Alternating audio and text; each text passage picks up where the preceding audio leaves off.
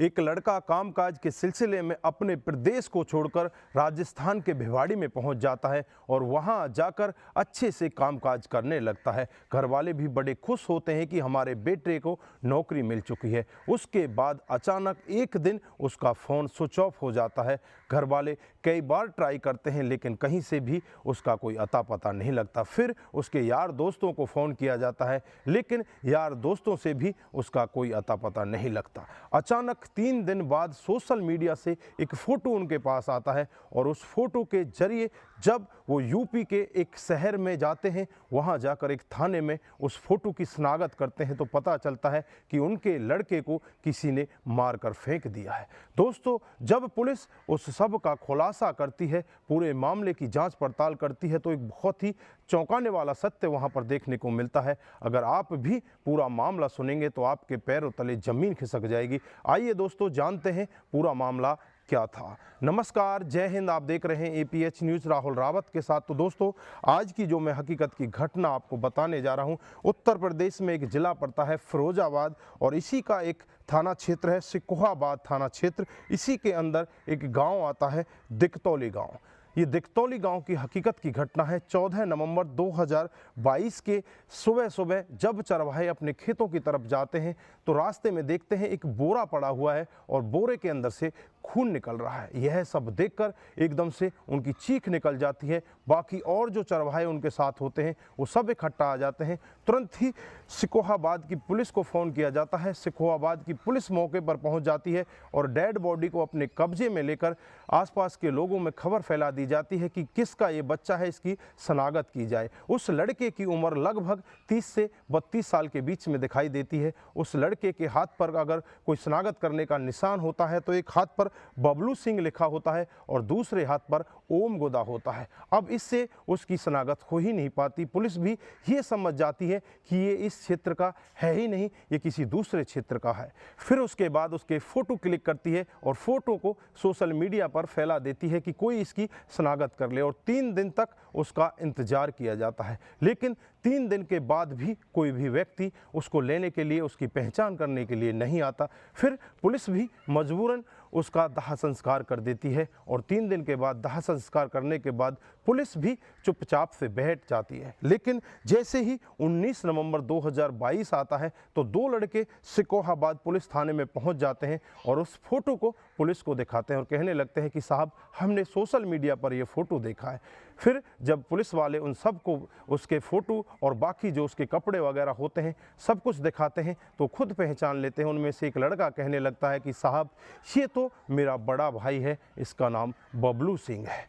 अब पुलिस जब ये मामला सुनती है तो उस लड़के से पूछने लगती है कि तुम्हारा क्या नाम है और तुम कहाँ के रहने वाले हो। फिर वो लड़का अपना नाम अभय सिंह बताता है और वो बिहार के पश्चिमी चंपारण का रहने वाला होता है। वो कहता है कि साहब, मेरा भाई भिवाड़ी के राजस्थान में जॉब किया करता है लेकिन मुझे नहीं पता वो यहाँ सिकोहाबाद के दिकतौली गांव में कैसे पहुंचा, इस बारे में मुझे भी कुछ नहीं पता।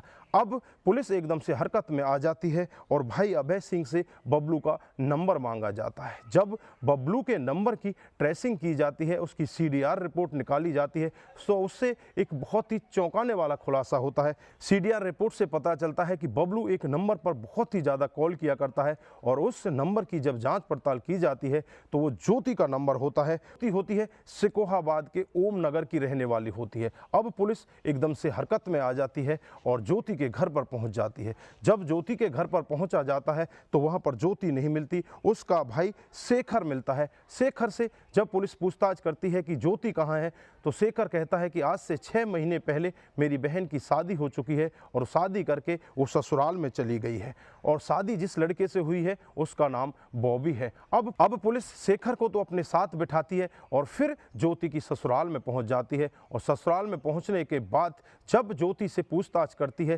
पूरी CDR रिपोर्ट उसके सामने रखी जाती है तो ज्योति ज़्यादा देर अपने आप को छुपा नहीं पाती, वो टूट जाती है और सब कुछ सच सच बताने लगती है। ज्योति कहती है कि आज से कुछ दिन पहले ही हमारा एक रिश्तेदार है जिसका नाम मोहन और जो के भिवाड़ी में जॉब किया करता है, इसका दोस्त है बबलू, वो भी उसके साथ काम किया करता है। मोहन मेरे पास फ़ोन किया करता था और एक दिन का वाक़या होता है जब बबलू मोहन को फ़ोन करते हुए देख लेता है तो बबलू मोहन से कहता है कि तुम किसके पास फ़ोन करते हो, तो बबलू से मोहन कहता है कि मैं अपने रिश्तेदार एक ज्योति नाम की लड़की है उसके पास फ़ोन किया करता हूँ। फिर उससे बबलू भी नंबर ले लेता है और बबलू भी ज्योति के पास फ़ोन करता है और फ़ोन करने के बाद उससे यही कहता है कि मैं मोहन का दोस्त बबलू बोल रहा हूँ, मैं भी उसके साथ भिवाड़ी में जॉब करता हूँ।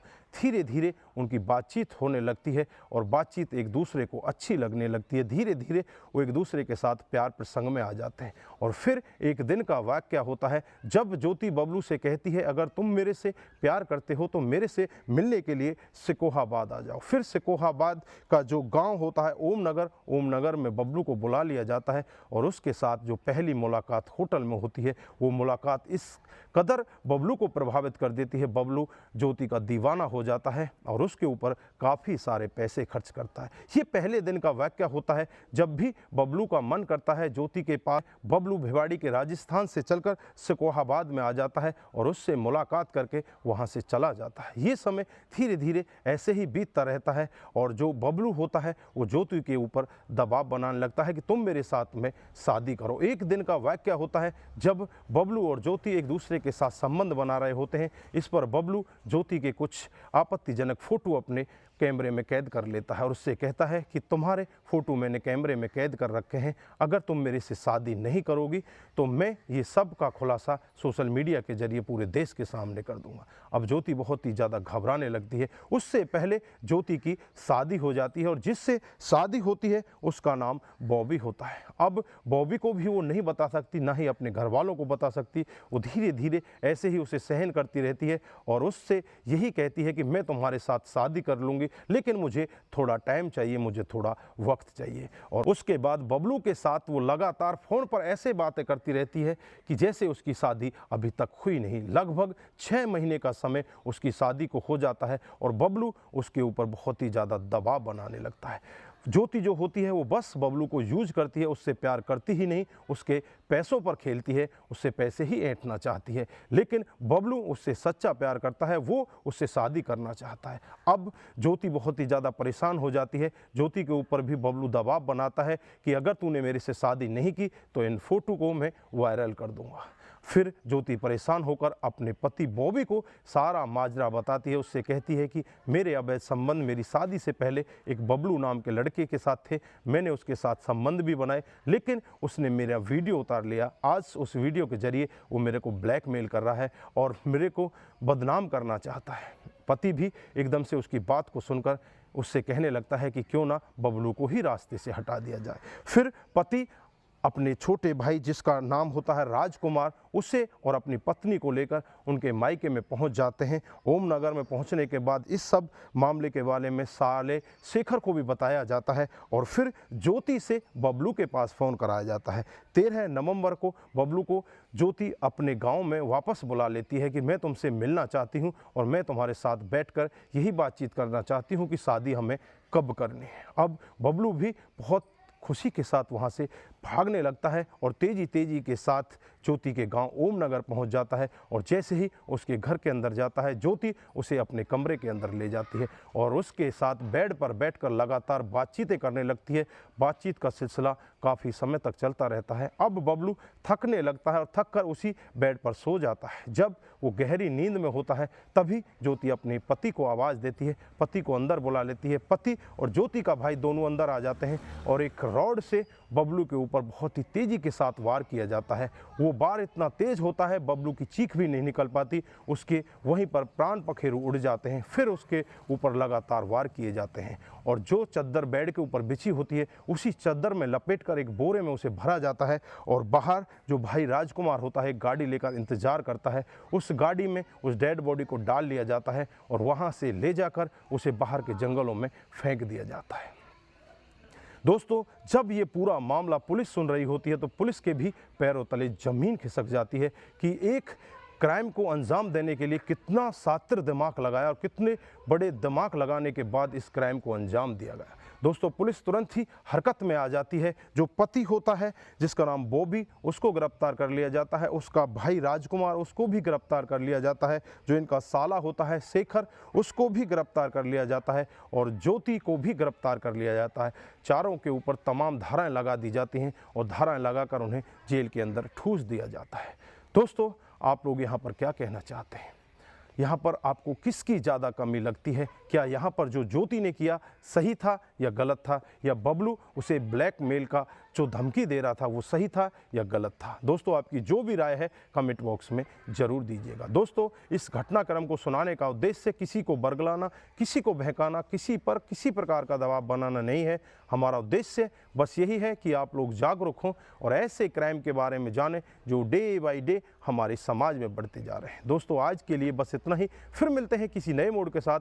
तब तक के लिए आप अपना ख्याल रखें, अपने परिवार का ख्याल रखें, सतर्क रहें, सावधान रहें और ऐसे क्राइम को अपने आसपास ना होने दें। नमस्कार, जय हिंद, जय भारत।